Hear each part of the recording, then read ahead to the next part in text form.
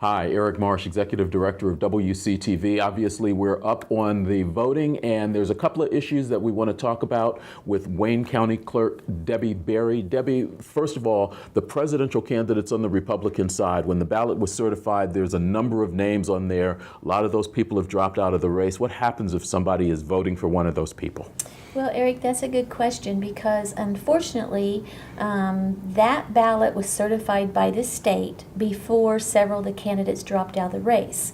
So if our voters vote for one of the candidates who are on there who's dropped out of the race, it will not put them back in the race and their vote will not be counted for the presidential race. So, you know, if they vote for one of the candidates who are on there that are not electable, then that vote will not count. Okay, so they really need to be dealing with only 3 people if they're voting in the Republican primary for president. That's correct. There are only 3 electable candidates on the presidential Republican ballot. Okay.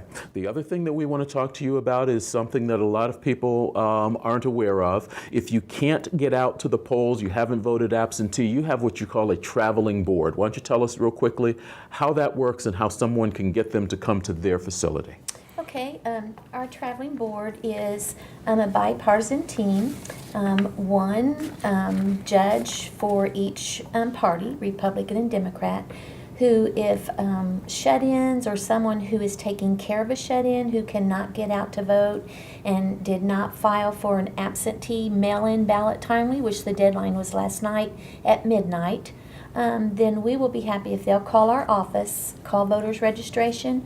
We'll be more than happy to send someone, one of those teams out, the traveling board, send their absentee ballot out with them, and they can vote in front of the absentee ballot board. I'm sorry. What is the phone number that someone would call to set that up? They can call here at the courthouse in our voters registration, 973-9304. Debbie, thank you very much for that information. You're seeing slides up on the screen right now that tell you where you can vote for early voting, which is going on. The early voting centers are there on the screen. Make sure that you have a chance to get to one of those locations. And if you can't get out and do early voting, don't forget, on Tuesday, May 3rd, from 6 a.m. to 6 p.m., you're seeing information up now that lets you know where you can do voting on that day. We all urge you to get out and extend your right to vote.